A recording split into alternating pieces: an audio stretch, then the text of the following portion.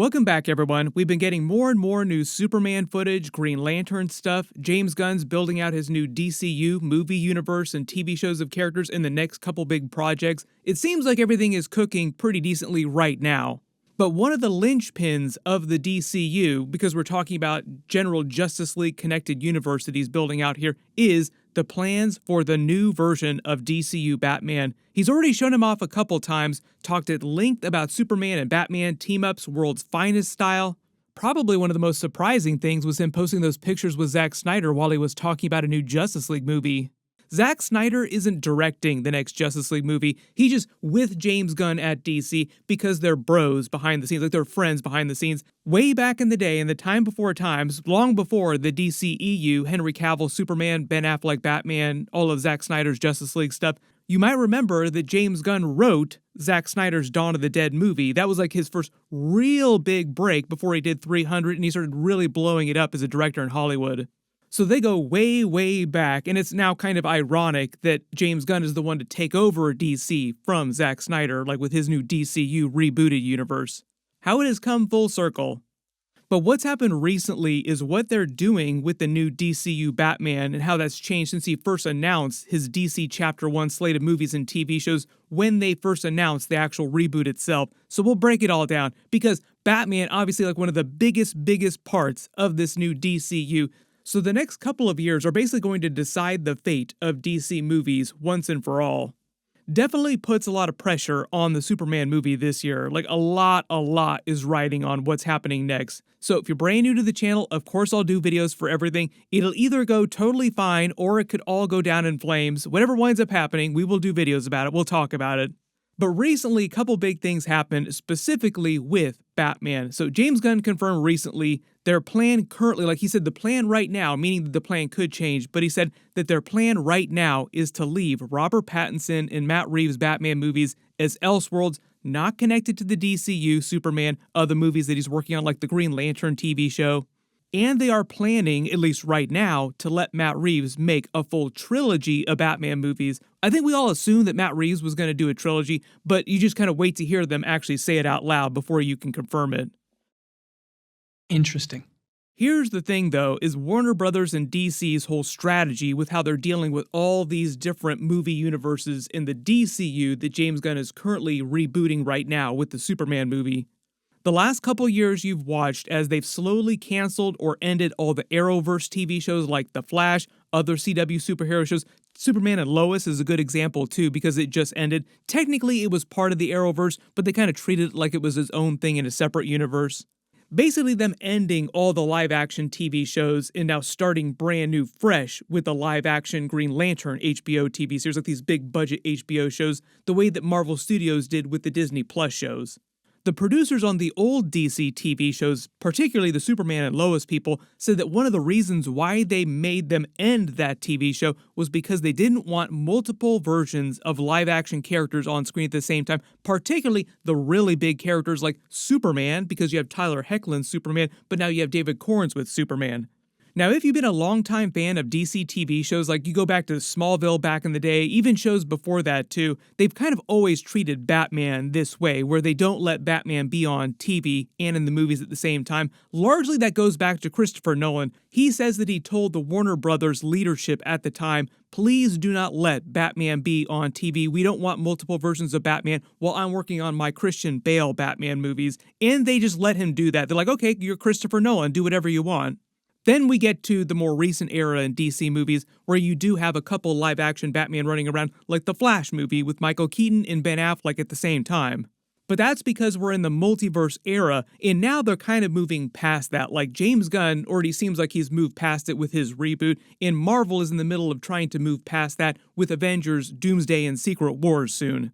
The other thing that happened is that when James Gunn rebooted DC movies and TV shows, there was a larger effort to unify all the TV shows and movies under a single banner, DCU, and that's mostly in live action. There are some animated things that James Gunn said will continue to be Elseworlds, like My Adventures with Superman. So it starts making the new Superman movie with a number of major characters and concepts like the Green Lanterns, Hawkgirl, Metamorpho, Mr. Terrific. Some of them will probably be on the new version of the Justice League team. Jon Stewart on the Green Lantern TV show, good example of that. He will probably be the Green Lantern on the team eventually. But you also have Hal Jordan. They are introducing Sinestro on that TV show. There's just a lot of characters and a lot of world building that's happening this year and next year in the DCU. This is the DCU Batman. And we're gonna do great things with him. He's the most popular superhero in the world. And I can't wait for people to see more of him, along with Superman, and together. Then he shows off the new DCU Batman recently that will be on that new Justice League team. It's an animated show where he did that Creature Commandos, but he did confirm that it was meant to be canon to the live-action DCU movies. This was the DCU Batman. Looked way more swole, like just way, way bigger than Robert Pattinson. So it seemed like at the time when he was doing this TV show, he was envisioning it being a completely different actor. But because of what's been happening with the Matt Reeves Batman 2 movie and eventually hit Batman 3, if they're going to let him make that, you start to see some of the issues that they run into, James Gunn is running into with Batman Brave and the Bold. If they're not going to let there be two versions of Batman in the movies at the same time, and James Gunn changed his plan, it seems like they've delayed the Batman Brave and the Bold movie almost indefinitely at this point because they just delayed the Batman 2 to 2027 in October. It might get delayed again because Warner Brothers made an announcement for the release date saying that they hoped that they would start shooting the Batman 2 by the end of this year, but Matt Reeves has still not turned in a script for that movie yet. Matt Reeves has been having a really hard time with his personal life, and it's nothing wrong that he's been doing. Like, there's nothing shady going on there. Like, he's just been having a really bad time. And the studio learned from their past mistakes and aren't pulling a Zack Snyder on him by taking the movie away from him. So even though it does seem like it's delaying everything, including the introduction of a DCU Batman, because they're not going to introduce him before they do the Batman 2, at least you have James Gunn trying to do right by Matt Reeves, just giving him the time that he needs to make the good movie that he wants to make and not making him rush it out the door or taking the movie away from him and giving it to another director, which is what happened with Justice League when Zack Snyder was making it. When it actually comes to casting the new live-action DCU Batman, if we're thinking about swole, bigger versions than, say, like the Robert Pattinson version of Batman, Alan Ritchson has been campaigning to be that new Batman, and if you haven't been watching the new season of Reacher, they have basically turned Reacher into Batman. Justice? I don't want justice. I want vengeance. Basically gone into full-on Batman mode there, looking for vengeance. It's almost like the Amazon people are also campaigning for Alan Ritchson to become the new DCU Batman. Originally, James Gunn said that when he first took over DC a couple years ago, he actually did talk to Matt Reeves about making Robert Pattinson the DCU Batman, literally just having him show up in a DCU-connected movie at some point and saying, after the fact, oh, by the way, all this Robert Pattinson stuff, this is canon to the DCU now. And they would just let Matt Reeves do whatever he wanted with the Batman 2 and the Batman 3 movies.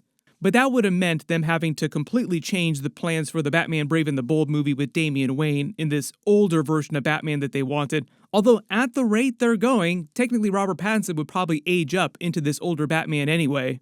What happened eventually is that James Gunn said that Matt Reeves convinced him to let those movies still be Elseworlds, so he was committed to casting a new DCU Batman eventually, but he wasn't going to trample on Matt Reeves' Batman 2 or try to steal thunder from it, so they would just wait to announce a live-action DCU Batman until after the Batman 2. But that was before the many multiple delays to the Batman 2.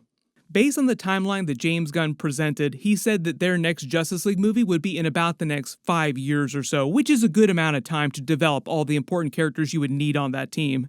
But keep in mind that you actually need time to develop the new DCU Batman in live action before you put him on the Justice League. That's the whole deal with James Gunn's DCU. They're trying to do it the right way, develop all the characters before they jam them together in a big team-up movie.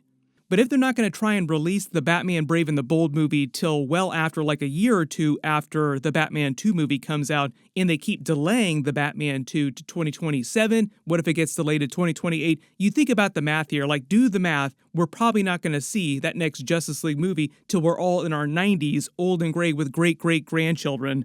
So if Matt Reeves still continues to have issues and delays the Batman 2 more and more, they might still let him make the Batman 3 eventually, but Warner Brothers will force James Gunn to just speed up the Batman Brave and the Bold and be okay with there being multiple versions of Batman on screen in the movies at the same time. Personally, I don't think that it's that big of a problem. Like, if you're a fan of DC movies, even just a little bit, like DC characters, then you probably do not care that there are multiple versions of Batman on screen at the same time.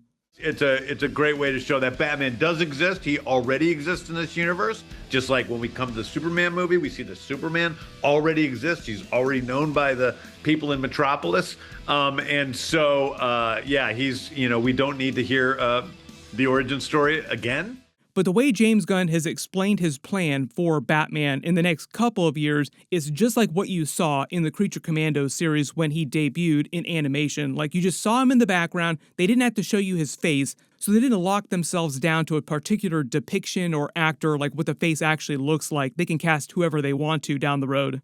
You will just continue seeing Batman expressed in that way in different movies and live action stuff too, where he exists, he's running around, he's active, characters are talking about him, villains have run into him in the past, they talk about their previous fights with Batman. But I think where James Gunn draws the line is that he'll probably say that Superman has not actually met Bruce Wayne yet in the DCU. Like, he knows about him, like he's a very famous person because he's Bruce Wayne, super rich.